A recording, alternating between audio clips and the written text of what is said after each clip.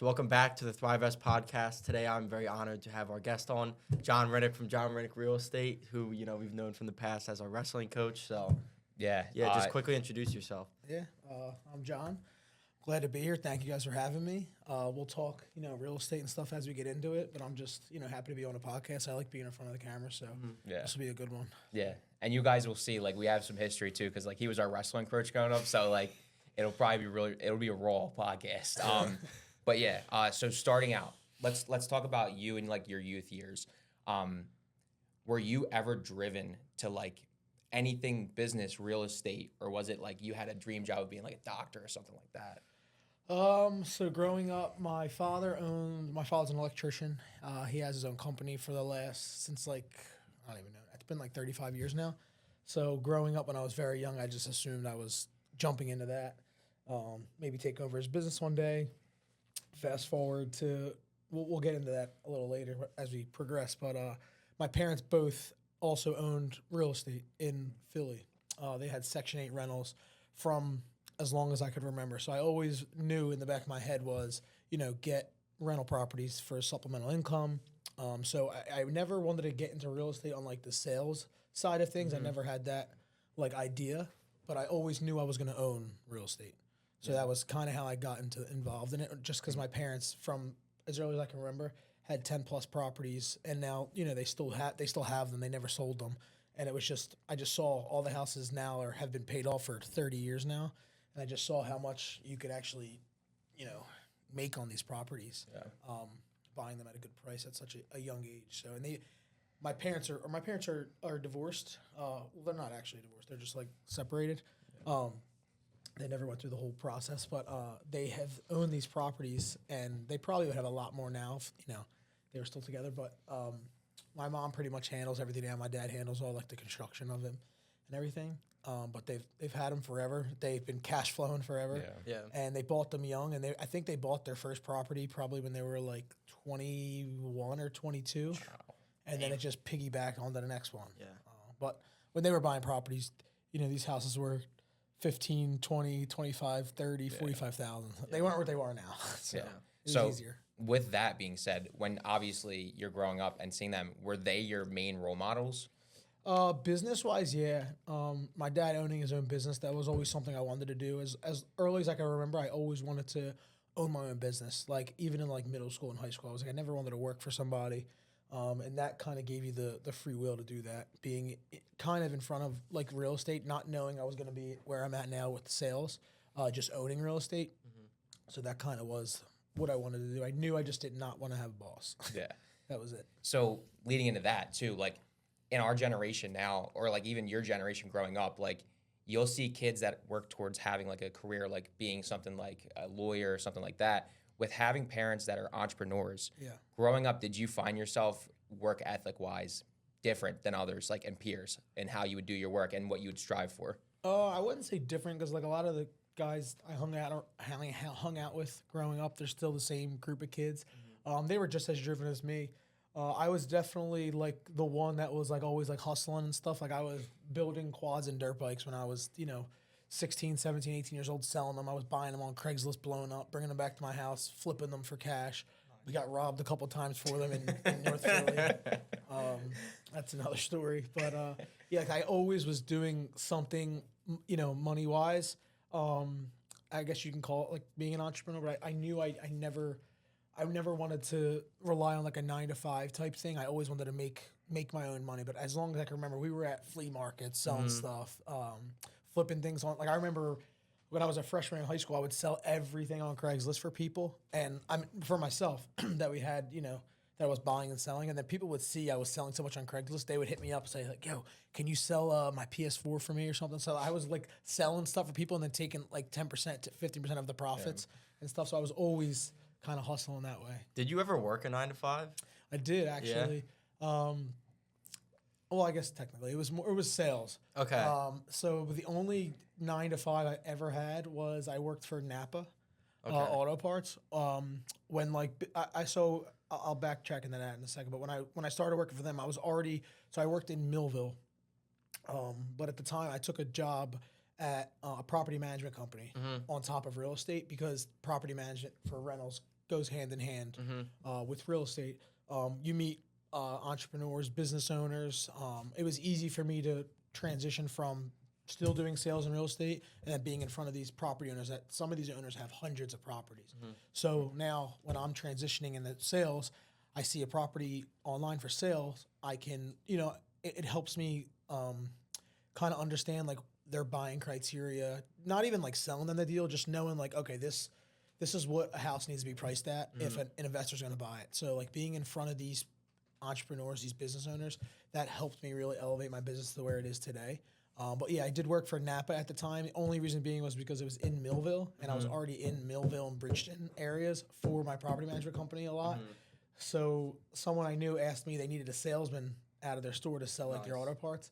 So I was doing that, doing my property management job, so getting 2 salaries there plus my real estate sales at the time. So I was making like a lot of money, and then it came to a point where I was like not doing what I should have been doing in real estate because I just didn't have enough time anymore. Yeah. So I walked away from Napa because it was nothing to do with real estate. So I wanted to keep the property manager job because that helped with my real estate company, and plus I liked for my own. I buy rentals myself, so it also helped me become a better owner and property manager and a landlord. So I walked away from that Napa job. Nice. It was a big pay cut too. I was getting paid probably like with commission like close to like $90,000. So I was like, I got to make up this money, and we have now, but it just didn't correlate with real estate at all. How long did it take, like, from the time that you started trying to get into real estate to where things really started to pick up to where it was like, holy shit, like, this is, like, actually going to work out for me? Yeah, I would say we're in 2026 now, so I would probably say, like, 2020 is when, so I got my license. I don't even remember. I think I'm going on my 9th year in real estate. Okay. So, like, the first 3 years, I would say, like, I was selling maybe, like, first off, when I got my real estate license, I didn't sell my first house until 8 months. Really? Into the business. So yeah, so it was that grind, like, initially. So I was obviously I was still living at home. I actually lived at home for a long time. Yeah. But I was still living at home, didn't have much expense. My parents bought my car. My car was paid off. I had, like, 0 expenses other than going out on the weekends with my buddies. So I was able to do that, and I was still like hustling with the other stuff that I was doing. Yeah. So transitioning, like, really grinding, trying to build, because I was young. I got my license when I was 20. So it was hard for me to like get clients, get people to like trust you to, for some of these people, the biggest purchase of their life. So it was hard to gain that trust with clients, because there's clients I remember my second year in real estate, I was dealing with clients that were like in their 50s and 60s. So they're trusting at the time a 21-year-old kid for their biggest asset in their life. So that was definitely hard. But I hit the phone. I would cold call. We had a lot of systems where you like an email drip where I'm blasting out emails to people. Yeah, just a campaign. Just to get my like face out there. I would try to be big on social media, but at the time there wasn't a lot of big social media like driven real estate agents at the time. Now it's everywhere you have to. You have to, or your business is done. But yeah, I would say probably right after COVID is when my business sparked. I kind of transitioned from normal buyers and sellers, like for instance, you and your family say, hey, I want you to sell my house. Like, obviously I can handle that. And then if you want to buy a house, I can handle that. But now I've really focused gears on investors because the reason being is I might sell you and, your future wife like 1 house, maybe 2, maybe 3 if you're lucky in your whole lifetime. In your whole lifetime. Yeah. You know what I mean? But an investor who's buying multifamily or rental properties, like I have, a couple of my biggest clients, I'm selling them 20, 30, 40 properties a year. Jesus Christ. So that's a repeat, that's repeat business. So I really shifted my gears more towards the investor space.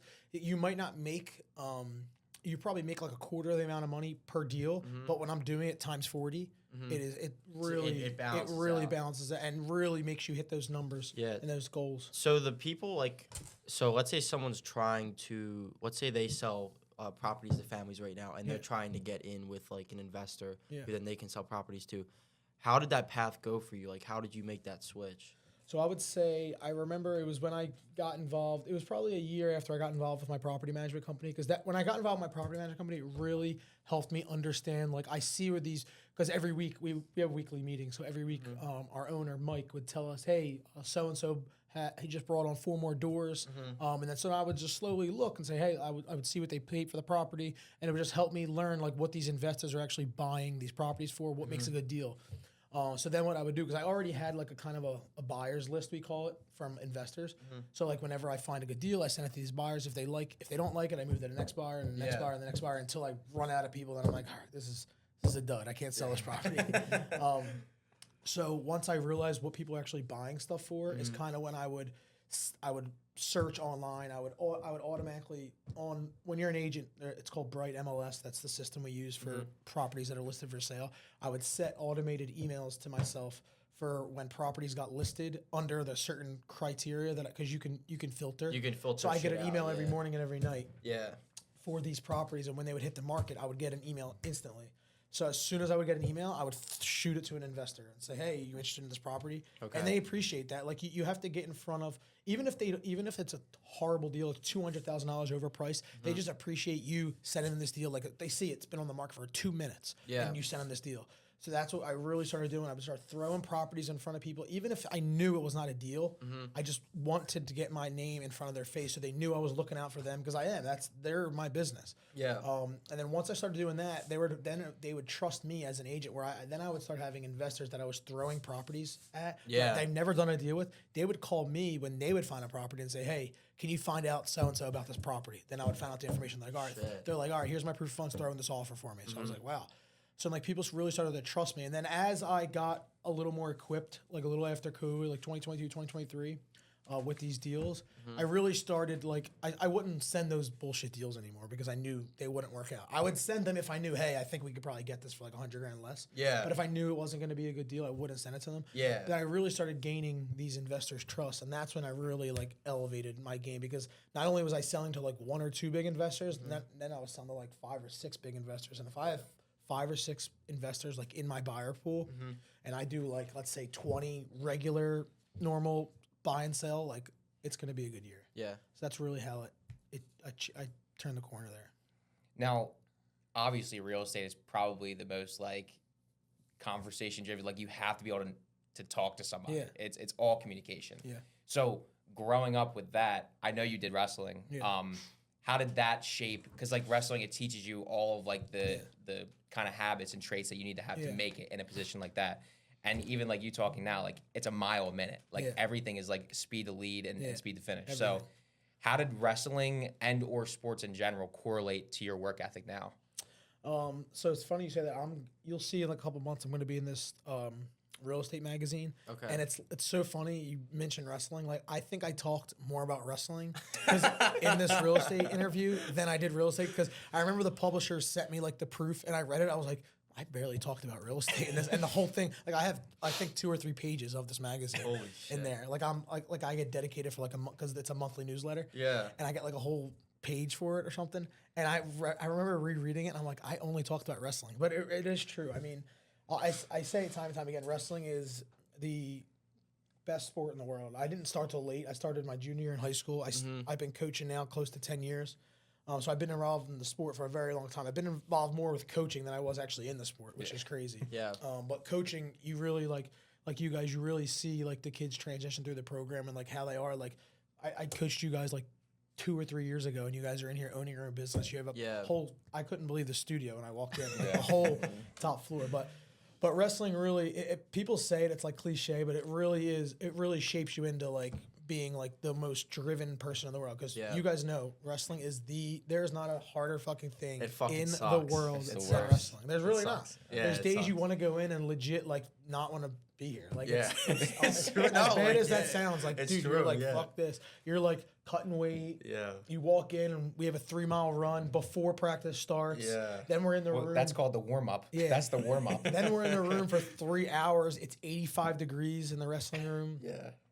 But like when you look back on like your career as a wrestler, whether you were a good wrestler or not, but when you know like you made it and you got through that shit, you're like, I can do anything. Like anything in the world. Like it's not like as cliche as we say, like Dan Gable says, once you wrestled, everything else in life is easy. But it really is. Like, you know, you got through like the hardest times of your life. Yeah. Like it really pushes you to jump to the next level in like business college, all that stuff. Like I could honestly say, like, if I didn't wrestle and have like that mindset and just coaching, being around like the good coaches we've had and stuff, and like I kind of use them as my mentors. Like if I didn't have that, I don't think I would be. And I'm not just saying this. I don't think I would be half as successful as I am. Yeah. I really don't. Yeah. Because I see it all the time. Like even like people we work with now, and it's like if they don't have a background in like anything like martial arts, I always say wrestling specifically because like the shit that you have to go through in it is insane. They are like they don't have the drive. They have the worst work. Yeah. They're like babies. That's what it is. Like when things get hard, they just bow down. That's all it is. Like it's so annoying. And you really need to know how to like overachieve. Like there's every job you have, family, whether it's your job, your family, you're gonna have to overcome some sort of obstacle. And there is not a sport in the world that you have to overcome things than wrestling. It really is incredible. It's even like the physical aspect too. Like with a business, right? It's a mile a minute for everything. It's like some days you're gonna have to be up all day doing work, and that's what it takes. And like there's people that can't do that at all. Like they think, oh, I'm tired. Like I'll just go to bed at a workout. Yeah. Absolutely not. No. Like that's like not. Sometimes you got to work for 12 hours, and then it's like you go to bed for 4. Yeah. And you wake up the next day. My now wife, Lily, she like literally, I think she can't stand. Like I try and turn it off a little bit, but it's hard because like she cannot. Not that she can't stand, but she's always like, you're always on your phone so much. Because like if I'm away from my computer, like this is my computer. Like this does everything for me. You know what I mean? Like we've been in here for 3 minutes. I have 2 missed calls from investors, so I'll call you back. Yeah, like I'm always on my phone because, dude, there's like I don't know if you guys follow me on Facebook, but I'm in so many investor groups in Facebook, and like I get a lot of my deals from Facebook because I work with a lot of wholesalers. So wholesalers post their deals on Facebook. When I see they have a deal on Facebook, like I have to be on. Like if I see a post that's 2 hours late, it's gone. Yeah. You know what I mean? I lost the deal. So like I'm always constantly have to be on my phone checking things. Like it's very, very quick, especially these investor deals. Not like things on the market because like you have to set up showing, you have to make sure you're available to go see the property, stuff like that. That stuff doesn't go as quick. I mean, it goes quick, like a couple days, but I'm talking like these deals from wholesalers that are getting blasted out on email drips, on Facebook, on Instagram, all that stuff. Like that stuff can get sold if you send your if you send your deposit wire. It takes minutes to get a wire. Like that deal could be sold in less than 10 minutes. So like I'm always on these groups, and like I get notified when stuff gets posted, but like sometimes I'm driving and stuff. That's why honestly a lot of these, I mean, you'll see. I'll show you guys some videos. But a lot of the big wholesalers, Hall of Fame. I don't know if you guys heard of them. They're the biggest wholesalers probably in South Jersey. Okay. And like a lot of these salesmen, they'll tell you, shout out to you guys, like they legit have buyers. They have drivers because they don't want to lose time in the car. Not only because like they're going to go get the deal, but like, you know, they might be driving to an appointment for a seller that's 30, 45 minutes away. They don't have 30, 45 minutes to waste. Not even that. Like they have a whole setup in their back seat because it makes sense. Like they need to get docs out. They need to get shit signed. You know what I mean? They're battling questions and stuff they have to get through. So like I wish I should probably look into that one day, but like just speed to finish, like you said, especially going back to wrestling, is really in real estate is really make or break your business. If you're focusing on like the wholesaler and investment side of real estate, like I do, like 60% of my business comes from these investor friendly deals. I work with wholesalers who send me the deals first. So if you're just a regular, you just deal with buyers and sellers and family, like you don't need. I mean, yes, speed to finish, but not to this extreme. No, because like you could do that as part-time though, right? Yeah. Like I mean, there's a lot of real estate agents that are part-time, but like not maybe by choice because they have another job, but just because they're just doing it for like extra income. Like they're not looking to grow a business. You know what I mean? Yeah, because they could work to the day and then at night meet up with a family to go look at a house or sell a house. Like that's why I think real estate's like sick. But do you think it's oversaturated though right now? After COVID, it got really during and now after COVID, it got really saturated. Like, you'll see people if you literally type in the word Facebook oversaturated, it's going to be all big real estate agents complaining about small real estate agents because they just don't do their job. Like they might sell 2 or 3 deals a year for their like family members, and they're just like, I don't want to say horrible at their job. They just don't know how to get to the closing table. You know what I mean? They need help with things, which is okay. Like I'll coach you through if I'm on, because there's 2 real estate agents in every deal if you're not doing both sides of the deal. So like I can help you get to the closing table, but when it comes to like you're just completely not coached, or like where that comes back on who you hang your license with, or your brokerage. Like if you're a broker who is, you know, sending agents out to the wolves and like they get a deal and like it's just blowing up because they're just not coached or trained properly, that's on the broker. But Yeah, a lot of people got their real estate license like during COVID because it was like easier because that's actually when like online stuff started because like obviously you guys know you were in school during it, but like when you had to get your real estate license, it was mandatory. You had to be in person to take the test. Now everything's online. Like I don't even think you have to go anywhere in person. I was gonna get it because of it. Like around the time we were graduating. I like remember we talked about it. Yeah, I wanted to get it because that was like always my dream to get it. But then when the COVID and shit happened, it was like, all right, I can go take it. I think it was Gloucester County Community College. It's like a 4-week course, and it's like you get everything when you're done, and it was sick. The only reason I didn't do it was just because like I think I'd rather just start like a business. That was where my passion was driven to. But it's sick. Like real estate is just fast. It's fast paced. It's fast money. Like if you think of Wolf of Wall Street, how it's like this, it's like that. Yeah. Did you watch that Ryan Serhant? Yeah, show? I follow him. I didn't finish the show, but he's obviously on a different level than everybody else, being in New York and stuff. But he is like obviously he makes a ton of money on real estate and stuff, and like. But he is like perfect example of like social media, very social media driven. Personal like, brand. You know what I mean? He has a huge personal brand. Like that's kind of what I focus on now. It's like my personal brand. I try and post at least once a day on all platforms. So I'm just in front of people's face, annoying the shit out of them. So like when they think real estate, they think of me. But that's what he mastered. You know what I mean? If someone is looking to buy a house in that area, and they don't have someone that's a realtor, they're probably going to call him. You know what I mean? Just because of the business he does, and he makes a shit ton of money on social media and like his shows and stuff. He's a genius with Netflix. Would you ever want to get to that level? I would love to. So that is that he like the even goal? Have to sell real estate. I mean, that I wouldn't say that is my goal, but I would like to get to the level where, a couple 100,000 followers on platforms and stuff where my face is just in front of everybody all the time, because I didn't really ramp up my like social media until probably like this year. Or I guess 2025.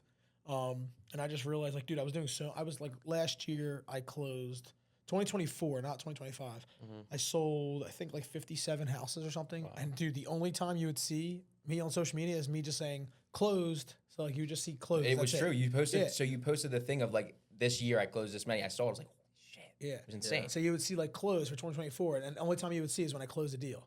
So like maybe I posted that stuff, but like now I'm very like I take videos of what I do during the day, the good, the bad. Your car videos are great. Yeah, the car videos. I just talk real estate, like just raw videos, just to like annoy people. Like it might get 2 likes, but it's just like it's the people watching the videos and stuff. And like now I post every single deal that is bought, sold, client appreciation posts. I'm starting to now interview buyers and sellers after we close. I'm video testimonial. I'm like not just like client, like word testimonial, like actual face-to-face video. Like I'm meeting somebody next week that I sold their house like 2 months ago, and she's all settled in now. So I said like, hey, would you be open for me coming in, micing you up and everything? And she was like, absolutely. So like I'm gonna start doing that too, because client testimonials are great, but it's like just a snippet of a couple words they said. Like I want to actually hear people talk about my experience. You know it's the story behind it. Yeah. 100%. I even said to Connor, like all the real estate guys, like if they take a breath, they'll post it on social media. That's how it works. That's how it works. That's how it works. That's how it is. But like going on to the social media aspect too, it's like, how are you? So you explained a little bit there, but like, what is the pivoting difference with social media between all the other? Because everybody does social media in real estate. So what is the unique standpoints that you see that makes the people stand out from the others? I would definitely say, like, first of all, like a lot of my, like, for instance, my car videos and stuff, like that's just raw footage. Nothing's edited or stuff. Some of it's the edits people use, the people they pay to actually do the camera, like all that stuff, the programs they use. Like a lot of these high-end brokerages have full-time media personnel that follow them 24/7, like a lot of these big agents. But I think that really is the make or break. Like you'll go on like TikTok and you'll see somebody with like 50 followers, and it's like John Smith Real Estate or something, and you see their videos and they're just like so like bland, and it's just because they just don't have the clientele or the like the money backing them. Is you know what I mean? Like they don't like they literally just take the video of like a walkthrough or something, and then just hit post. Like there's no thought behind it, no nothing. So like that's never gonna never gonna reach where you want to be. Because I feel like even us, like we started like mainly relying on value content where we actually like teach people stuff. And it's like once you first start like getting clients and you're making money, and now you've fucked up a couple times and Yeah. then you figured out like what works, then you can teach other people about that. Exactly. And then not only is somebody who's trying to get into what you're currently doing, but the people who might buy from you, they'll look at that and it just shows that you know what you're talking about. Yeah. That's like, I feel like that's very important For when you're sure. trying to sell anything. Yeah, so like I try and post, and I don't just do like just business stuff. Like I try and post a little bit of everything. Yeah. Like I post like real like closings, new listings I have on the market. So I have every house that goes up for sale gets professional photography and professional videography. So I always post the videos. I'm in 90% of the videos unless they're like tenant occupied. Then it's kind of hard. Yeah. So I try and get in front of their face like that. I post like skits, like funny skits. I don't know if you guys seen that.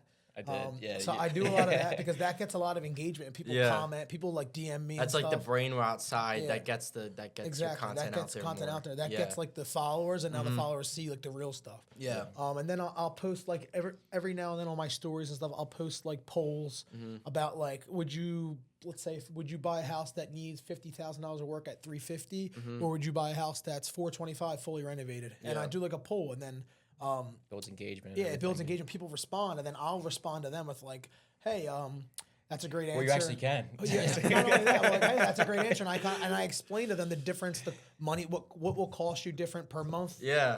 What the like for instance, people get construction loans, what that would actually cost you, what your loan would look like if you bought it this number versus this number, and they appreciate the feedback that I gave them. They're like, wow, I never thought of it like that, and you stay friendly with them, obviously, but now they know that I just gave them a little bit of information, so hopefully they keep interacting with me, or at least seeing my posts, and then when they're ready, they hopefully reach out to me. I don't know if you know Alex Hormozy, but he is literally like the brain behind that exact like strategy. So like it's all about just providing value, whether you think it's benefiting him or not. But if he provides you value, like 6 different stages, that 7th stage, he's there for you, because you're going to solve problems, but then they're just going to hit the next problem. Exactly. And that's where you solve it. So like, it's great. Like we run everything through all of his like strategies. It's great. Yeah. But right now where you're at, do you have any type of team under you that personally helps you with your business? So I have like my wife, her background is like marketing and stuff. So she helps me with a lot of my videos and stuff. Yeah. Like a lot of my videos wouldn't be the way they are without her. I have, they don't personally work for me, but like my cousin does all my videography and photography for like the houses and stuff. Okay. My wife helps me with like the content.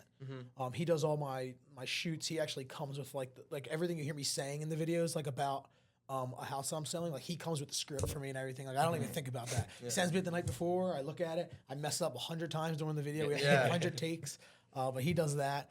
I have a full-time TC, so a transaction coordinator. So she handles like all the like bullshit documents and stuff like that. So like my job is to go out and sell. So like when I'm sitting at my computer in the office doing contracts and addendums and stuff needed, like that's wasted time when I should be out getting more business. So I do have a girl who does that full time. Pretty soon, I think I'm getting to the level where I have to actually hire somebody full time to actually to be like a personal like assistant to me. Yeah. Because how a transaction coordinator works, she handles like just your paperwork and stuff, and like answering your emails when she's looped in and stuff. But you pay her per transaction, so she's not like salary or nothing. I need someone who and she also has she has a transaction coordinating company, so she takes on any. She's like a freelancer type. Yeah, you know what I mean. Yeah. So she has other coordinators that work under her as well. So like they might have 100 agents that they TC for. So I'm now pretty soon going to have to probably I'm at the level now where I need a full time assistant who solely works for me, and they'll have set full time salary with incentives, bonuses, and stuff like that. Yeah. So that's kind of where I'm at now. How many hours a day do you work? I'll tell you, there's days where I'm in front of my computer or on the road as early as 7 o'clock in the morning, and there's times where I'll maybe showing house or on the phone at least until like 9 o'clock at night sometimes. I'm not saying every day is like that. And don't get me wrong, there's days that are very, very light where I'm on the computer looking for a deal, but I mean, I don't really consider that work, but I guess it is work because it's in my work description. But there's days where sometimes I don't leave the house if I don't have to. You know what I mean? Yeah. I don't like to do that obviously because I feel like I'm not getting anything done. But I do get like when I'm in front of my computer, that is me, working, looking for the next deal and stuff. Yeah. So one thing that I want to like ask, and I feel like this is a lot of questions people would ask, is like, do you like what you're doing? Like, do you like being this busy? Yeah, like, I love it. I have to be like that. Yeah. Like, I have to work like my friends and family will tell you, like, they don't know how I do what I do. Like, I will work crazy hours, get up early in the morning, do something, work out or something, like do something crazy like that. Go out go out with my wife, her friends, my friends, her family, my family. Sometimes we're out till 2, 3 in the morning. I get up the next day for an appointment at 7:30, 8 o'clock in the morning, showing houses, hosting an open house. Like, it's just like, that's just like how I've been triggered to. You're always on the fly, always on the go, and like I feel like people appreciate that in business, like hustle wise. Yeah, you have to love it, or else you're gonna get outworked. Yeah. Like, that's the reality. Like, it's us with, like, since we do like marketing and AI stuff, like, even we work 12, 13, 14-hour days a lot of the time, and it's just like, that's what's going to help us win. Yeah. And if we don't do that and we don't enjoy the work that we do, then we're not going to work that many hours in a day. Yeah, and I will say a lot of these younger, not just real estate, but like a lot of the younger generation coming up that are like hustling and stuff, that are so like technology driven, AI driven, they're steamrolling past the people that are still doing it the old school way and stuff. Yeah. They're really getting exposed and pushed out of the market for not just real estate, just anything in general. Business, yeah.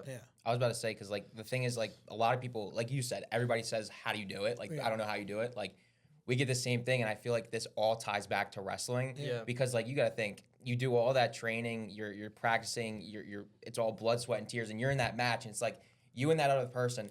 There's a million variables. It's either you walk off with your hand raised or not, and it's like there's so much technical, and then the people are like, it's high pressure. And like, people think we're psycho. People like in this industry. Well, like, when we're not working, something feels off. Yeah. Like that's like how it is now. It's like, if I'm not here, then I feel like something's wrong. Yeah, like that's how I am with work too. Like, there's like I said, there's days where I don't leave my house just because I'm stuck behind doing shit online on the computer, doing stuff for clients. And like, when my day's finished, I'm like, dude, I didn't even get in my car today, and I feel like not accomplished. But like. There's days you have to have, office days and stuff like that. Yeah, and that's why, like, I coming down to, you have to chase your passion. That's what it comes down to. Because like, I don't sleep. Like, I really don't sleep, because it's like I'm a mile a minute. It's like a million things going on at once. So like, if you chase your passion, sky's the limit. Yeah, for sure. I mean, I don't. My wife says the same thing. She likes her naps, her sleeps, all that stuff. But she can be up early too. Like, there's nights, we're going to sleep 2, 3 in the morning, and I have to be up at 7. For wrestling. 5, 6, get 2, 3 hours of sleep. But it really is a grind. Don't get me wrong, it catches up to you. Like, Monday, you're like a little groggy sometimes. It'll catch up to you to where you got. Monday's usually when I skip the gym in the morning, and I'm like, I'll go at night. And I just pray I go at night. So leading into that, I that's probably your escape. What is your escape, and how important is that in people with roles like this being that busy? Yeah, I mean, the gym is definitely not just me, but for like a lot of people, that's definitely like your not safe space, but like a good escape to like get your mind off things. But like, honestly, now at the gym, I just catch myself like answering emails at the gym. So like, I don't really know how much I don't know how much of an escape it is. Because it's just like I said, everything's a mile a minute. Like this morning, I was at the gym. And I was getting calls. Like, I go to Lifetime in Mount Laurel. Okay. And they always have like group classes and stuff. So today I did one of those like HIT group classes, and like, dude, my phone is blowing up, and it's 8:15 in the morning, blowing up. I had to ignore the calls, obviously. But Lifetime's huge, right? That's huge. There's like 3 floors or 4 floors. Yeah, elevator. It's huge. Yeah, it's huge. Oh my god, dude. 2 floors. There's one in North Jersey, and it's 3 floors. It's insane. I went to it once. They have everything. It's like a hotel, but like blocked out. But like, it's sick. It's overpriced in my opinion, so I hope they don't watch this. But actually, I hope they do watch this. Honestly, it's not. It's really not that great. Like, it's honestly like. Yeah, it's not. It's not. Yeah. It is overpriced, like, especially when I hear like the people who are like grandfathered in. Yeah. Like, they are some people paying like $100 a month. I was just now it's up the to guy like $209. I was about to say, the guy I went with, he's $100 a month. Yeah, it's crazy. He was military too, so like they had that. But like, that's like one of the things. And then another escape I feel like could be like family and going out with friends. Is that? Yeah, that's like my biggest thing. Like, everyone says like I'll be 29 soon, and like everyone still's like, how do you go out so much with all your friends and stuff? Like, I just have like a really good group of friends and family and stuff. Like, we still go out. Like, when I say go out, we get drinks or dinner and stuff. Like, probably still like once a week, if not definitely every other week. You know what I mean? Yeah. And it really is a good escape. Like, because a lot of my business came from, when I first get started, a lot of my business came from friends and family. Yeah. So, it's not always just, you have to just learn how to like turn it off. Sometimes still haven't learned how to do that. Yeah. But yeah, that is a good escape. Like when we're on the week, like we have plans this weekend. We're getting dinner with friends, and then we'll probably get drinks after or something. So that is a good escape to like not because when it's like 9, 10 at night, you're not really texting clients and stuff. So like those later hours are like my escape, I guess. Yeah. Because like that's like the biggest thing as well, like balancing all of it. Because like you're a mile a minute every single day. If you had the choice, you probably could work. Yeah. Every second. You definitely. I will say the people who are a mile a minute like I am, you still want to make sure you don't give up that social life. I'm not saying you got to be like going out partying. I'm just saying like that social life will also help with the business side of things, especially like sales. You know what I mean? Yeah. You don't want to just be the person who just is working 24/7, even when it's 10:30 at night when your buddies are trying to have a good time, and some of your buddies might understand that because they're not in the business here and they 9 to 5 and they're done at 5 o'clock on Friday. They don't go back till Monday. That's their thing. You know That's I mean? fine. Yeah. Some people will get annoyed at that. Yeah. Now, another thing I want to talk about is so like when you're working on these deals and you close with a guy, how do you maintain a connection if you're not necessarily working with that person? So like, because your connection is your net worth, like so like maintaining a relationship with them. I mean, for me, it's easy. Like they know I'm always going to be there. Yeah. A lot of the relationships I have with my clients and stuff, they know it. It's like nonstop. Like there's deals I'm closing that like we already have other deals in the. You know what I mean? A lot of my like for instance, I have a closing today. It was at 12 o'clock. I have another closing for the same client on Monday. And we have another one in like 2 more weeks. You know what I mean? So like I always have like stuff lined up for these investors at least. So I'll at least be communicating at least with that investor for the next several weeks just for these deals. But while this is going on, I'm sending in, their next deal. So like as long as if you got to just stay in front of these people's face. Again, it goes back to that thing I said earlier when I first got started. Like just throw shit. If you don't hear from them in a while, just throw shit in front of their face. You know what I mean? They might not like it, but at least they know you're still working for them. Because if you just go dry, at least in real estate, from putting deals in front of people's faces, they'll think they're not your number one anymore. Because like you have to understand too, like I have guys who I send deals to first, second, and third, because like some are more loyal than the others. But I mean, when they don't hear, like for instance, they see a deal that was posted like a couple days ago and they know about it. I'm one of the bigger agents in the area, and they know, like, I definitely saw this deal by now, and if I hit them up with this deal, like, 10, 11 days later, they're going to know I sent this to other people first, so they might not be as loyal back to me, They might not ask me for things like they used to, and then I have other agents where they're super loyal to me, like, they literally will just hit me up and say, hey, throw this offer in. Yeah. No question, nothing to ask. I'm like, oh, fucking hey, throw it in, and then hopefully, they accept it and we get paid. Yeah. You know what I mean? So if you're loyal to them, they'll be super loyal to you back, and you also, do things when you can for them. Like, I get a lot of my guys Christmas gifts, stuff like that. You got to give back. I mean, a lot of these investors have a lot of money and stuff, so these Christmas gifts may not mean much to them, but it's just, it's the thought that counts. Yeah.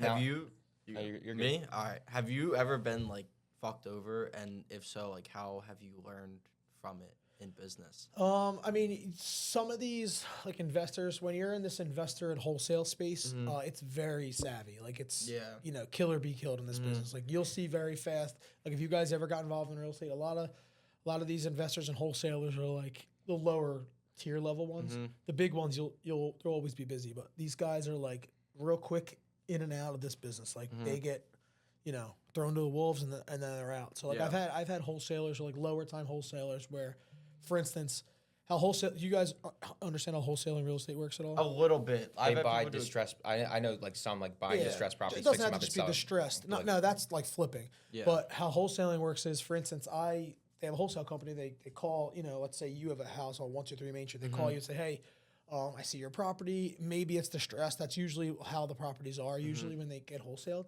because you're trying to look for an investor to flip it or something. Yeah. Or do whatever. They hold it as a rental. They call you and say, hey, I'm looking to see if you want to buy if you're looking to sell your house, and let's say you are or you aren't, but let's say you are, to make it easy. They'll make you an offer for, let's say the house is worth $100,000. Yeah. They might make you an offer for like, I'm not saying they always lowball you, but they have to make money too. So they might offer you 80, 85, and let's say you say, all right, that's awesome. I agree to the 80, 85. They might be upfront with you and tell you they're going to assign the contract because they'll make the contract assignable, or they'll just tell you they're going to buy it. Because a lot of these wholesalers, if they can't find a buyer, they'll buy the contract. They'll buy the house themselves. Okay. You know, but not all wholesalers will do that. So now you guys are under contract for 85 grand. The wholesaler will now, they have hundreds of buyers on their email drip, their buyers, their buyer list, and everything. They'll now go sell this deal on Facebook or on their website for, let's say, 100 grand. Now, if they get a buyer for 100 grand, great. They didn't do a single thing. You know what I mean? Obviously, they got the deal under contract. So that's a big part of their job. They assign that contract. So now A to B goes B to C. So now John and whatever, Bob Schmo, whoever has this house, we sign a contract. Now John goes and signs the contract with the actual buyer. The investor. Yeah. So now that buyer closes on that property, that 15 grand in between goes to that wholesaler. That was a huge like thing. I remember it was really big on like the internet 2 years during ago. COVID. Yeah. Like you would always see people on Instagram like there still is a ton of like I work with a lot of the local guys, but you'll see there's people. There's this big guy. He's a big wholesaler on TikTok. I forget his name now. Evan something. He's in like Oregon, and like he just strictly wholesales, and like he has a great following behind him. So don't get me wrong. He's making a shit ton just on TikTok and stuff. Yeah. But that's pretty much how wholesaling works. So how it works with an agent involved is that wholesaler who got that deal under contract, a lot of times he'll go post that on like Facebook, sometimes Instagram, sometimes because I'm subscribed to them on their email drips and stuff. I'll see the deal coming through and they just don't have the connection with that type, maybe that perfect buyer, but I do. Yeah. So I'll see that deal on my email or on Instagram or on Facebook and I'll send that deal to my buyer. And also I'm wholesalers are listening to this. I am very fair with like what I want to get paid and I'm never like marking up prices and they know that. So like for instance, if they're going to try to sell that deal for 100 grand, I'm never going to my buyer and saying like, hey, it's 110, so I can make 10. I always show them, I always sell it to them for what the wholesaler sent it to me to. And then I ask the wholesaler to cut me in. And a lot of times they do because I brought them the deal. But because the reason being is because if God forbid my buyer is, subscribe to that channel. Yeah. And they see that like now I'm trying to make 10 grand on top of them. Then they cut you off. They'll cut me. Not only cut me off, they'll be like, dude, you do so much business with me. You had to up the price 10 grand. Yeah. So I appreciate where a lot of times how in real estate works is I'll pretty much say like, hey, I have a buyer for 100 grand. The wholesale, I'll say, hey, can you slip me? So in real estate, you usually make between 2.5% and 3% on every deal. So I try and at least get paid 2.5% of these deals. So like if it's 100 grand, I try and get paid like the 3,500 or whatever that is. I can't do math that fast, but I might ask the wholesaler like, hey, I got a guy for 100 grand. Can you break me off 3,500 or something? Yeah. And they either tell me yes or no. And if they tell me no, there's no room because sometimes their margins are slim. So sometimes they might have that for 95, not 85. They're only going to make 5, and they have a big overhead too because they have. The person who got that deal is probably a Filipino VA. Yeah. So they have to pay. Then they have a team who goes out and signs the deal, closes the contract. So they have all these people they're paying. So I understand they have to make more than what I'm doing. Sometimes they can't break me off, and I have to just tell my guy, hey, if he is trustworthy, not if he's not trustworthy, but if he trusts me and knows I'm going to be a big asset to his business, I pretty much will ask him like, hey, there's no money to be made on that side to cut me off. Do you mind paying my fee? And a lot of times they're like, absolutely. You brought me the deal, which is what I appreciate. Yeah. But there's times where I'm going to tell you where you got fucked over is like the wholesaler that I'm dealing with. Then you always have to try your best, but it's really hard in this business because it's public knowledge to try and not connect the wholesaler and the buyer together. Really? You know what I mean? Yeah. Not that I'm trying to be sneaky or anything, but because if the wholesaler gets in touch with the buyer, then you're cut out. No matter what, the next deal that goes out, it's getting sent to my buyer. Yeah. And then there's no longer me making money. I have had buyers of mine that said, hey, so-and-so sent me this deal. I don't want to cut you out. Find out the information. And then I appreciate that. And then I say, hey, I heard you hit up my guy, blah, blah. and not that he's like affiliated to me, you know what I mean? Because they can send stuff to whoever they want. I'm not mad. I don't get angry about that. But like, when I just closed a deal with them and they've never even heard of this guy before, and now they're sending them like, come on, just at least go for me. I'm still getting what you guys want. Like, I'm not taking money out of your guys' pocket. You know what I mean? I'm tacking my fee on top. So it's not like why would you not want to go through me? You know what I mean? To get the deal closed every time. But like I said, I have gotten fucked over where they no longer went through me. And I guess it's not fucked over. It's just they're trying to make more on the spread, which I get. But like they started just going A to C instead of A, B to C. So, and it's tough. Like I call them out on a few times, but it is what it is. It's business. Yeah. I've gotten completely fucked over on where like a regular buyer or seller too is like they're my client. And at the time, it was for all these lawsuits where with real estate was in place. And I didn't have a buyer's agency agreement signed with them, which was my own fault. I was young in the business. And I'm showing them, 3, 4, 5, sometimes 20 houses at a time. I got them appointed with the best lender that I used. They're using the lender. And then I find out like 3 weeks later, they're under contract on a house with somebody else, with another agent. You know what I mean? I was out showing them 20 houses, and they might have went to an open house or something, just signed a deal that day or something and just got a new agent. Not because I wasn't doing a bad job, just because they didn't really know they didn't really, didn't know how the structure worked and like how I was being affected. So I guess that is part of my fault, but that's when I was young. I didn't make them sign these agreements where if you're my client, I'm your agent, that's it. Whether if you go close a house with somebody else, I'm still entitled to that commission. Yeah. So that was when I was young, though. I don't do that anymore. Yeah, you live and you learn. Yeah. Like, that's just what happens. For sure. Yeah, it's happening. Dude, there's so much that goes in the real estate. And the same thing goes with sellers. Like, you could have sellers who, you're going on consultations with them. You're going to list their house, and then you think you won them over. They tell you have the deal. I wouldn't say you sign the contract, because if they sign the contract, then it's a done deal. Yeah. But where then you'll see their houses on the market with somebody else. I've had close family and friends do that. So, can they get sued for that or no? No, not because none of them was signed. But if I sign the listing agreement and they listed it, then yeah. I wouldn't say. I mean, I'm sure. I hope it doesn't come down to a lawsuit, but maybe a hard conversation. But there definitely could be. Yeah. But I will say, like, I'm sure you guys are going to ask this later on, but I will say things that I've learned being in real estate, especially forget the investor side of things, like being strictly like an agent for regular buyers and sellers. You just got to learn not to take things personal, because like I've had some of my closest friends and family, and again, nothing personal.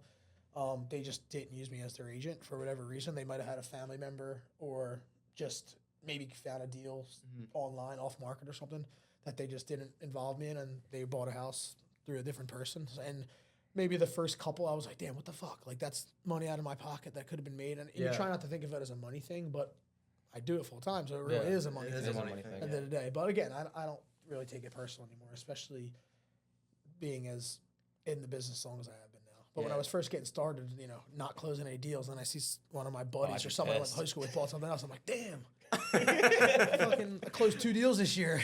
I couldn't get one more. Yeah. Is that one of the biggest problems you see with, like, because like obviously like you can help anybody like personally with like everybody's gonna need to buy a house, everybody's gonna need that knowledge. Like, is that one of the biggest problems seeing like dealing with like friends and family in this space? Or I wouldn't say a problem, but it does suck when they don't use you, obviously. But again, I learned just to not take it personal. But I probably some of my closest friends and family that have bought through me, I would say probably like 90% of them have used me. So I have to appreciate that at least. Yeah. You know what I mean? So we could go right into like the lessons learned, like from say a young kid's trying to get into real estate, like from everything you've learned so far, what would be the biggest piece of advice going into it? I would say if you're young and you're getting into real estate, and I mean, it depends if you're being full-time or part-time, I would definitely say go to an office that has a lot of teaching and stuff. Like you guys may have heard this online, like everyone who gets their license starts at Keller Williams. Everybody, no matter what. That's a big name. Big name, but they have a ton of training. I'm not saying the training was the best or the worst, but it really just gets you in front of actually learning real estate, because, dude, anyone can pass their real estate test. I have not done a single thing in my real estate career that was on my real estate exam. Really? Zero. Absolute zero. Oh, same thing as school. Yeah, that's what I'm saying. That's another topic about college. But, so you really have to get in front of, like, I would say, like, if you're just getting started, get in front of, like, a big box brokerage or a big box name to where you could actually find a mentor, a coach. Like, I remember when I got started, Keller Williams offered me, like, a coach. So, like, pretty much they would pretty much get you to the closing table, like coach you how this like when I got a client and I got a house under contract or I have a listing under contract, they showed you how to close it, and then you pay them a referral fee at the end for X until you pretty much didn't need the coach anymore. So I would say get a mentor in real estate. It doesn't have to just get a mentor, but like maybe it's your broker is the highest person at your office.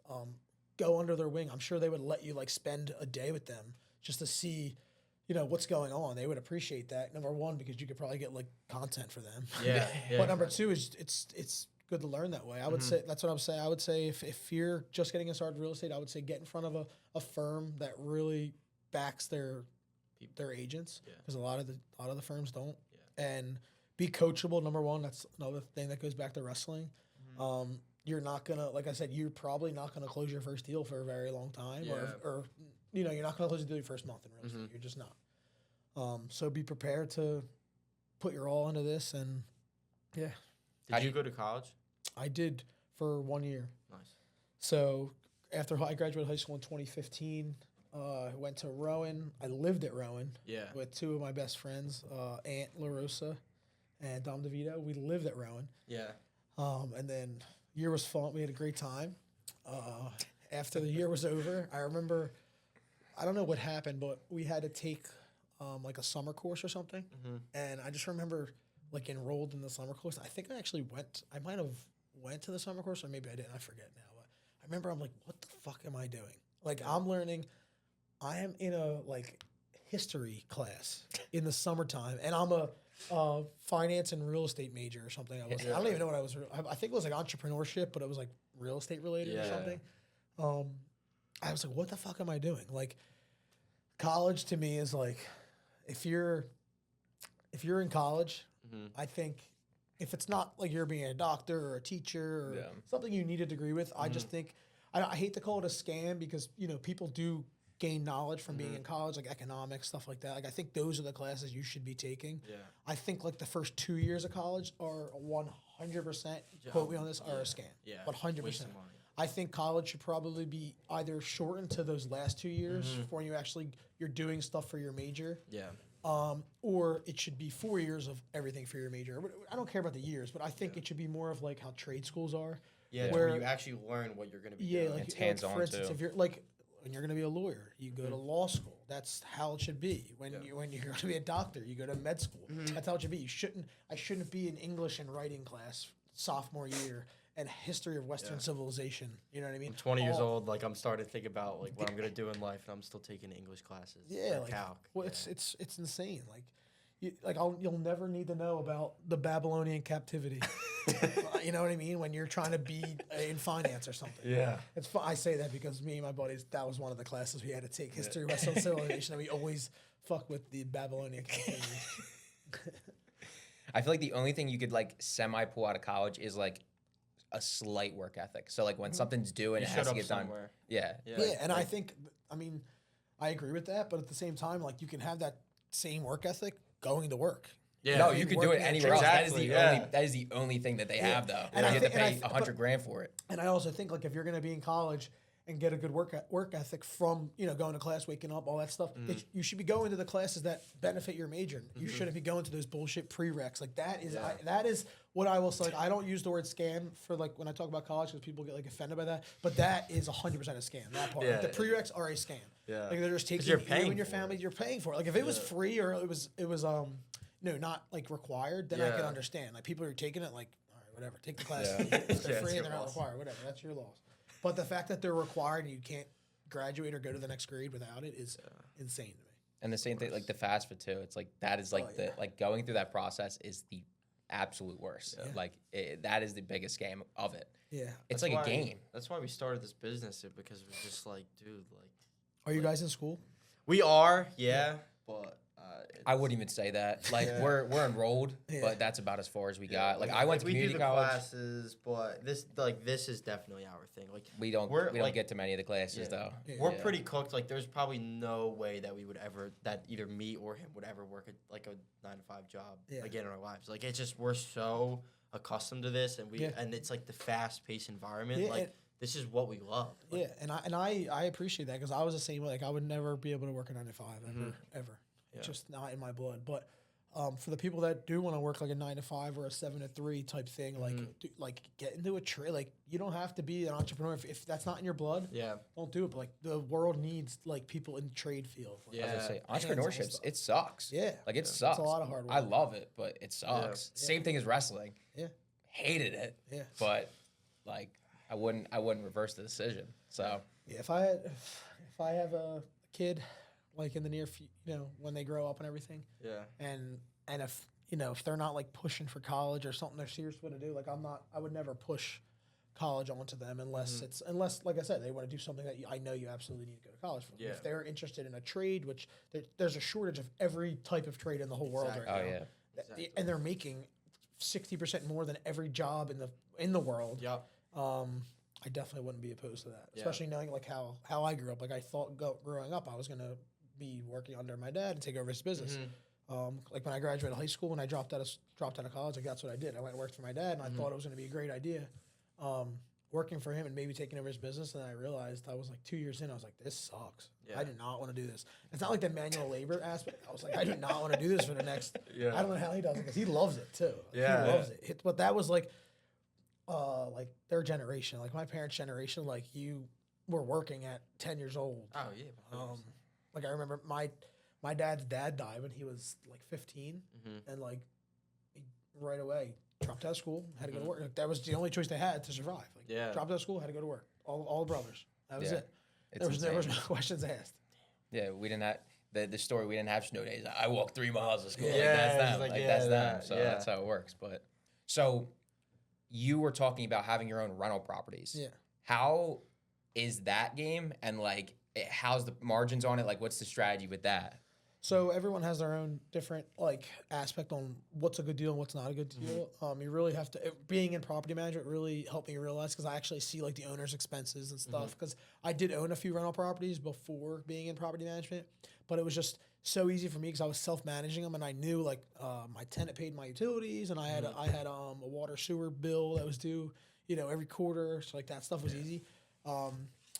But I would say margins nowadays aren't that high unless you're putting a shit ton of money down. But no investor wants to do that because they want a cash flow and they need cash to move on to the next property. Good rule of thumb, like nowadays, is try and stay like under that like 100 and depending on obviously the area, try and stay under that like 130K a door formula kind of. So like if there's a duplex and it's listed at like 300K, so for 2 units, it's probably not going to cash flow that much. It might cash flow a little bit, but again, you might not be in the business to cash flow. You just want your bills covered and stuff like that. But some of these investors, that's their only income. They need to cash flow $400, $500 per door, and the margins are slim. Like you probably don't start making good money in rentals until you're at like 30 units. Jeez. You know what I mean? But I'm saying if you're doing that full time, if you're doing something else and you're comfortable with, you have 4 units or something and you're making, an extra $1,000 a month, you might be cool with that. You know what I mean? And you're talking about like a sustainable life. You need that amount. Yeah, and that's what I'm saying. You everyone has their own margins. Everyone knows what they need to make. So, but if you're doing rental income full time, for you to actually make it, like you probably need to get past that like 30 unit mark, I would say, because let's say like if you're cash flowing $300-400 per door times 30, making a good income. Yeah. Also, a lot of money has to get set aside for God forbid stuff goes wrong. So you're not making all that money. You're especially if you're an investor, keep buying. You're always recycling that money into the next property. So you probably need a little bit more than 30 doors actually. Yeah. But that's kind of when you get to that like 20 to 30 door mark is when you probably want. And this is not an ad, but this is probably when you want. Like someone taking over management for you. Yeah. Because why do you want to deal with the bullshit? You're dealing with 20 to 30 tenants texting you or calling you every single time something goes wrong. You can't be the point of contact. It's just tough. And especially if you're doing it full time, you're always looking for more doors. So are you going to focus your time in dealing with your bullshit tenants or dealing with your bullshit properties or going to get more business? You know what I mean? And that's kind of with all business, not just real estate and rentals is if you are a business owner and you're looking for that next deal or to amplify your business, your business, you need to hire people to take away the bullshit work out of your space. And that's when you take it to the next level. Yeah, we always talk about that. It's called key man risk, to where it's like if you were to step away from, whatever operation that you're running, let's say you step away for 6 months, you go on vacation, what would happen to the business? And dependent on like how, if the business goes to shit or if your team can keep the business going, then that's how you measure that key man risk. Yeah, for sure. Like I just got married in November and we went on a 2-week honeymoon and I was so stressed. Like not on my honeymoon, like before, like how am I gonna do this I have all these clients looking to look at houses. I have emails I gotta answer and stuff, and I was like, I'll just work when I'm there. Like, when we're taking naps and stuff, when she's napping. I'll be on my computer. And don't get me wrong, I was for stuff that I needed to be. Yeah. But I really, I had people here helping me to stay afloat. So at least I got home and stuff. Yeah. And it actually was for some odd reason, it was actually like stress free. Yeah. And it worked. I had like 2 or 3 closings while I was away. Like everything went smooth. So Yeah. if you hire the right people or have the right team backing you, it means the world. So Yeah. With the wholesale, like when you start, like when you're not wholesale, when you're buying properties, rental properties, and you start to like have a property management team, like does that cut the margins like crazy with that? Because like I don't know. I mean, don't get me wrong. It's there's obviously a cost involved. Depending on who your property management team is. For instance, if you're a new owner that's coming on board with my company, the company that I work with, they might, I believe they start at like 10 or 11% per month. So if they collect, let's say, $2,000 of income, because everything goes to them. Like they literally you don't do anything. All you do is pay your taxes, and once a year they need your new insurance information, and that's it. The only time you hear from us is if there's an issue and your monthly draw. Yeah. Every month you get a draw of what they owe you. So for instance, if we collected $2,000 of your money, and everyone's like in a different caliber. So like if you're a new owner that has, let's say, 2 doors that brought in $2,000, so you only have 2 doors, you might be at like 10 or 11%. So we might out of the $2,000 we might take $200. Yeah.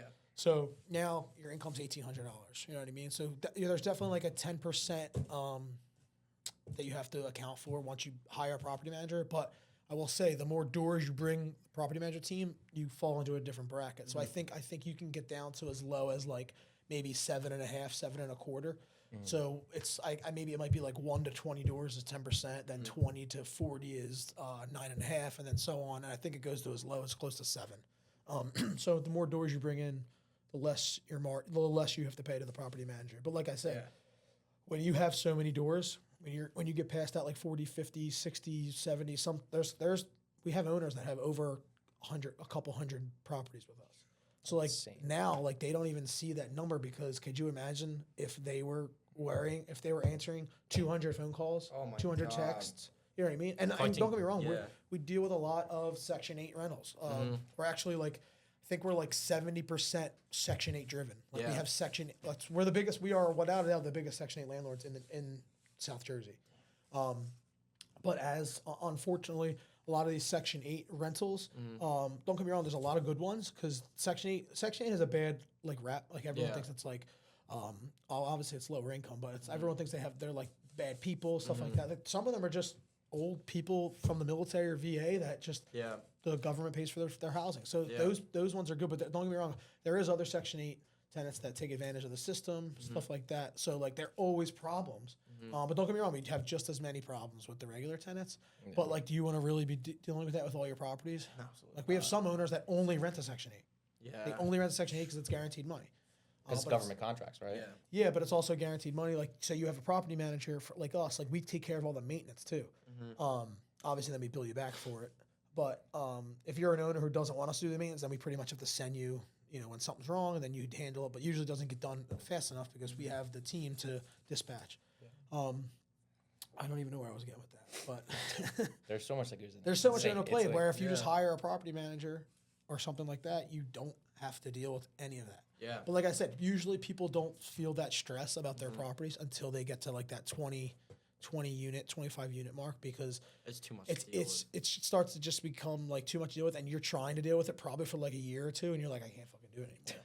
So like I get in front of a lot of owners who I'm trying to get them to use us as their property manager, and they're at like that 20 mark, and I'm like, all right, well, hopefully I see you in a year. And like we have people that are like, all right, can't deal with it anymore, because they're business owners. They want to go get 20 more doors. They can't get 20 more doors when they're dealing with bullshit going on at their other. Yeah, time's more valuable. Yeah, 100%. Time is the most valuable thing in the world. Yeah, of course. All right, so there's the question that we always ask at the end of every podcast, because we own an AI software company and we run a lot of AI like business. It's, what is your opinion on AI, and how do you use it in your day-to-day currently? So I need to speak to you guys about that. I messaged you about it a couple weeks ago, but I think AI is going to take over the world, for good and for bad, obviously. But like if you're not using some form of AI database, like ChatGPT obviously is the most common one. But I use that for pretty much probably 5 times a day. Yeah. No matter what it is, whether it's sending an email that I want to make a little bit more professional because I'm emailing a government official or an inspector or something. I use it for that. If I need them to create a flyer for me, if I need them to create content for me, I'm using ChatGPT a lot in other forms. I think I don't really have too much negative to say. I will say the only thing I don't like is when you could tell someone's using AI. There's certain things, ChatGPT and stuff. But I have nothing bad to say. I think people need to be more AI driven. Yeah. And I need to get more involved on that side of things. Yeah. Now there's so much that goes in there. I need a lot of help with like CRM and stuff, but we could chat about that. Yeah.